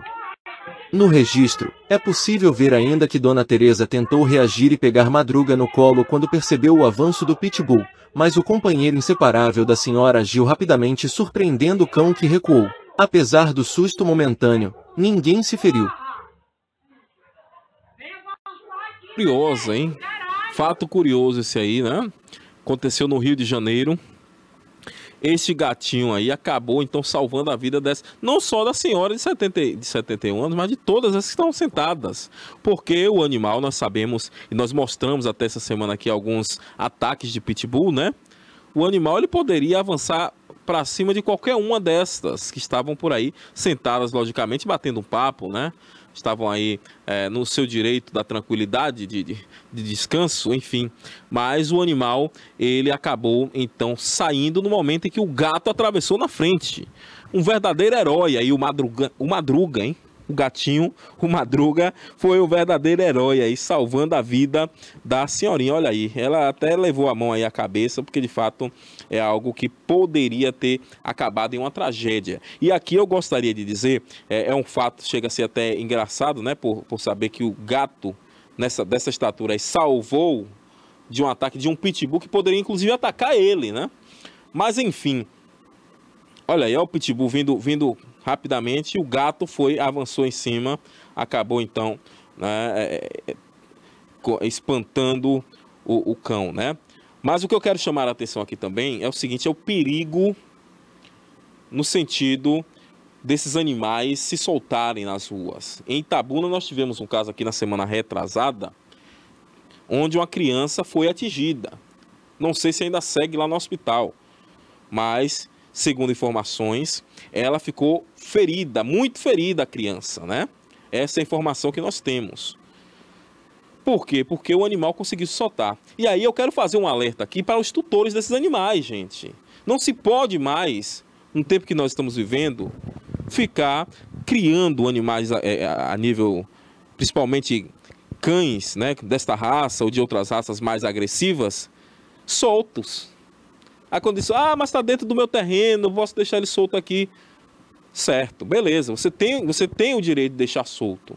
Mas e aí, se atacasse essa senhora, você que é tutor do animal, você iria arcar com os prejuízos? Ou até mesmo se o pior acontecesse, dessa senhora vir a óbito? Então é preciso pensar em situações como essa, e eu sempre tenho feito referência também à questão das leis, né? Porque, infelizmente, nós brasileiros, às vezes só obedecendo no momento em que mexe no bolso. Deve ser criada, então, leis para fortalecer essa questão. Por exemplo, se um animal desse aí, ele ataca uma criança, uma senhora ou outro animal, o tutor vai pagar X. Pronto, rapidinho, os tutores começarão aí a pensar em uma forma de deixar o animal ali mais preso, ou até mesmo que não fique preso sempre pela questão de estresse, mas melhorar a segurança para que ele não possa sair. Tá entendendo? O que não pode acontecer é estarmos aqui sempre relatando casos de animais como esse, né? Que logicamente oferecem um perigo, até porque está no instinto do animal, e aqui eu não quero, né, dizer que sou contra o animal, pelo contrário, eu gosto muito dos animais, amo animais, mas nós sabemos que existem os instintos animais, né? Alguém já conta por aí a história do sapo e do escorpião, né? Em uma enchente, o escorpião pediu ajuda ao sapo para atravessar. Essa é uma historinha, já viu, Cássio? E aí, no momento em que ele pediu ao sapo, né? Ó, senhor sapo, me ajude a atravessar aqui este riacho, né? O rio estava cheio. E aí o sapo falou, não, porque você vai me picar. E aí, em um dado momento, o sapo resolve ajudar o escorpião e pediu que ele pulasse, né? Então, ali nas suas costas. E começou a atravessar o rio. Quando chegou do outro lado do rio, o que é que aconteceu? O escorpião, então, acabou picando, né, o sapo, e o sapo ali acabou desfalecendo. No momento que está desfalecendo, ele fala, você não disse que não iria me picar? E aí o escorpião diz o quê? Me perdoe, seu sapo, era o meu instinto. Né? Então, é aquela história, é o instinto do animal, é o instinto do animal do pitbull aí. Então, cabe ao tutor, né, preparar toda a questão de segurança, logicamente, para que situações como essa não venham a estar se repetindo. E eu digo isso a nível Brasil, né? Aconteceu aqui em Itabuna, esse caso aí já no Rio de Janeiro, enfim, tem acontecido Brasil afora, precisamos estar alertas, né? As casas legislativas na criação de leis, fortalecimento aí das multas, porque de fato é algo que nós precisamos estar sempre atentos. Vamos seguindo por aqui, vamos com mais informações, dessa vez lá da região de Salvador, região metropolitana de Salvador. Infelizmente, jovens que estavam desaparecidas lá em Simões Filho foram encontradas mortas, hein? Esta informação, jovens foram encontradas mortas em Simões Filho, elas estavam desaparecidas, né? E o assassino acabou confessando o crime, hein? Já tem aí um assassino que confessou este crime. Essas duas jovens que aparecem na sua tela foram encontradas, infelizmente, mortas, viu, gente? Isso me faz lembrar aí a situação que aconteceu aqui em Ilhéus, né? Esse aí foi um duplo homicídio, aqui em Ilhéus um triplo homicídio, mas de fato são duas mulheres e também mortas, hein? O homem foi preso no dia de ontem, na quinta-feira, na região metropolitana de Salvador, na cidade de Simões Filho. Ele que é acusado aí, suspeito de ter assassinado e também ocultado os corpos das amigas Tâmara Trindade da Silva, de 28 anos, e também Maiane Coelho Brandão, de 20 anos, que você vê exatamente na sua tela neste exato momento. As jovens, elas estavam desaparecidas desde o dia 25 de setembro, né? Desde a semana passada, elas já vinham sendo procuradas aí pelos familiares, hein? Segundo a Polícia Civil, o suspeito, que não teve então o nome divulgado, confessou o crime e levou os policiais da Delegacia Territorial de Simões Filho até o local onde então os corpos foram abandonados. Ele mesmo confessou e levou até o local onde ele teria então desovado, né, como dizem aí no dito popular. Ele então relatou que as vítimas foram mortas com golpes de faca, olha aí, e também de machado. Isso lá no bairro do CIA 2, hein? Isso aconteceu, segundo informações do próprio homem que confessou o crime, na mesma noite em que foram vistas pela última vez. E aqui me lembra, né, mais uma vez também a forma como foram mortas, a golpes de faca, assim como foi também com essas 3 mulheres aqui na nossa vizinha cidade de Ilhéus, hein? O homem teria então afirmado, muita atenção, que manteve um relacionamento amoroso com uma das vítimas e que ela teria furtado uma quantia em dinheiro dele, que logicamente não justifica, hein, gente? Não justifica. Ao reencontrá-la, ele então decidiu cobrar a suposta dívida, o que teria então provocado uma discussão que acabou culminando nas agressões fatais, hein? A polícia também apura a possível participação de um segundo suspeito no crime, hein? O delegado informou que vai pedir então aí a prisão preventiva do homem detido, que deve passar por audiência de custódia.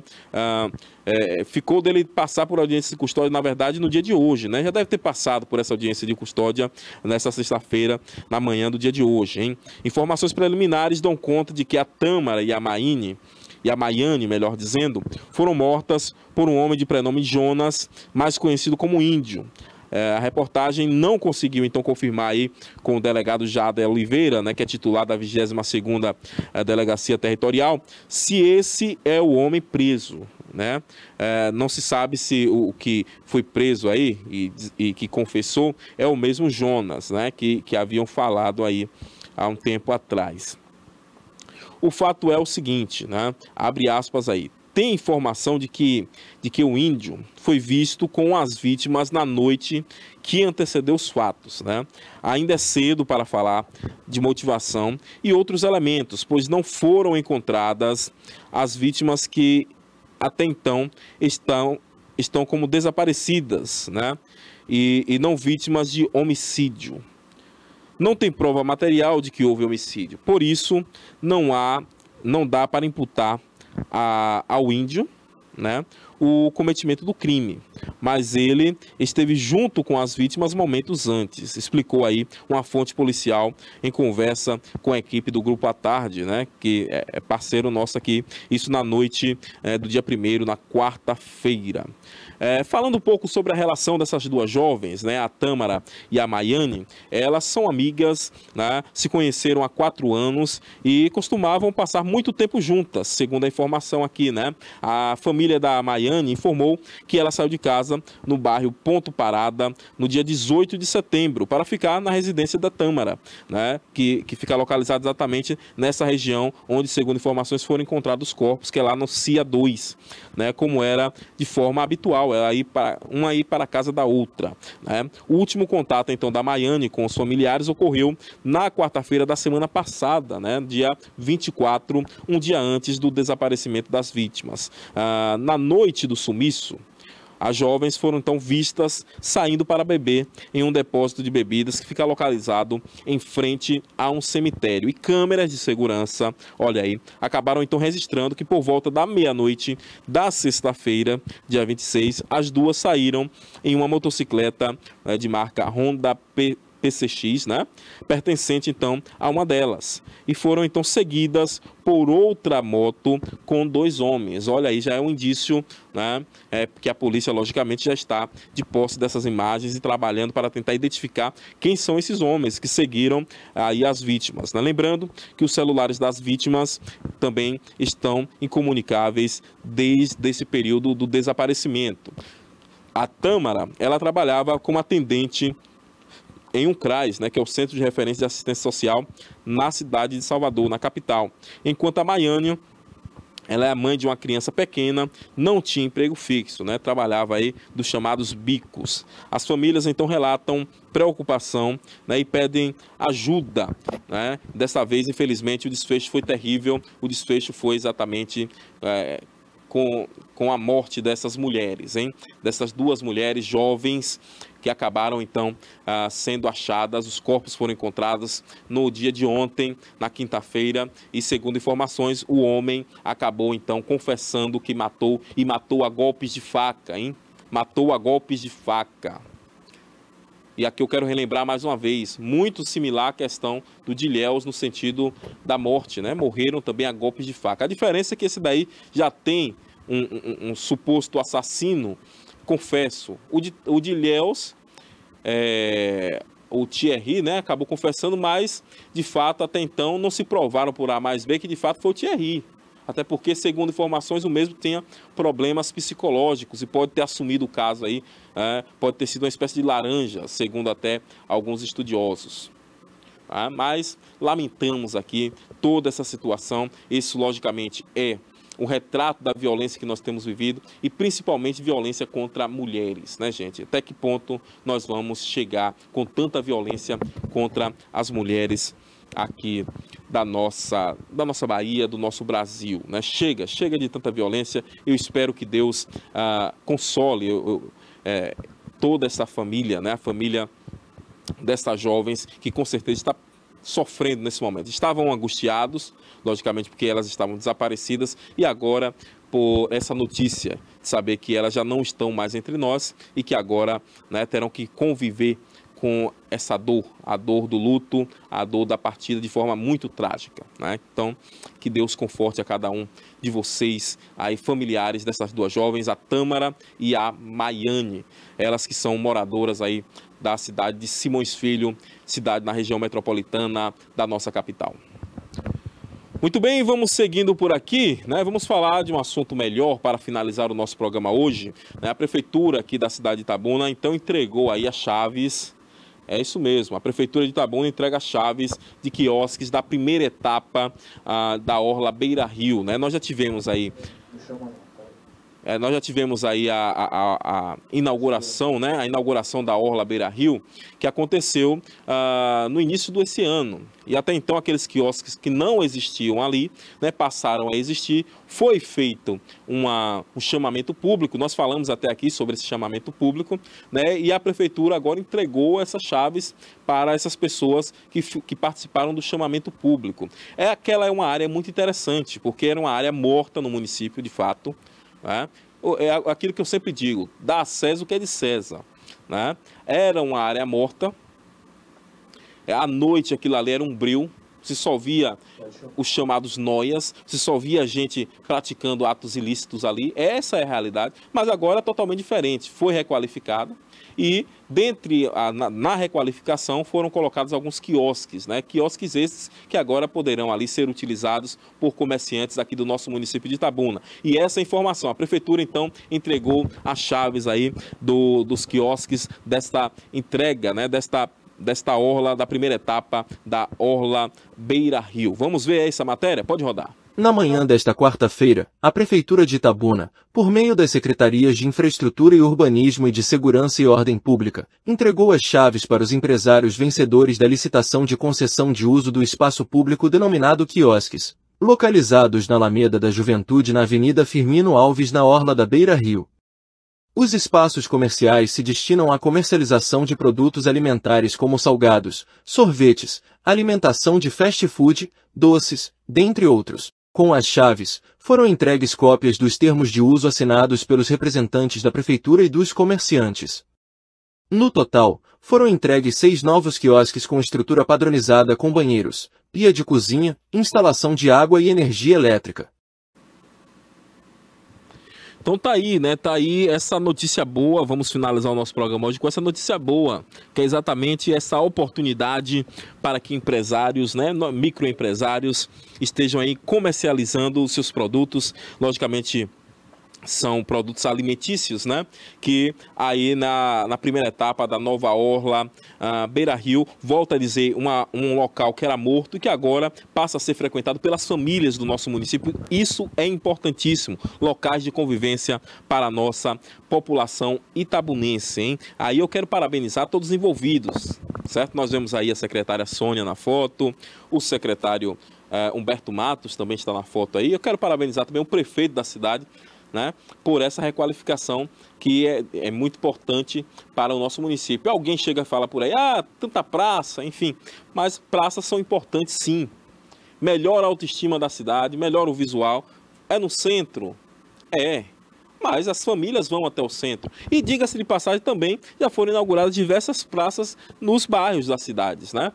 Diga-se de passagem, eu não estou aqui da César o que é de César. Não estou aqui para defender ninguém, mas nós sabemos que já foram feitas várias outras requalificações. E essa daí foi uma das melhores que aconteceram, porque de fato era uma área morta. Era uma área abandonada, né? Ninguém olhava para aí na rua Comendador Firmino Alves, né? Chegava o período da noite, dava 18 horas, mesmo. Dava esse horário agora aqui das 7 horas. Ninguém podia passar, porque era baforada aí de droga, era gente praticando ilícitos, enfim, né? Agora é um novo local aí que com certeza será frequentado por as famílias da nossa cidade e, logicamente, também esses empresários poderão comercializar os seus produtos. Maravilha, excelente notícia aí que nós finalizamos o nosso programa do dia de hoje, tá certo? Como eu disse, estamos chegando então ao fim do programa de hoje, mais um fim desta semana, agradecendo a cada um de vocês pela companhia. Se Deus permitir, na próxima semana estaremos juntos novamente, a partir de segunda, neste mesmo horário, tá bom? Vem comigo, TVI, 20 anos contando a sua história.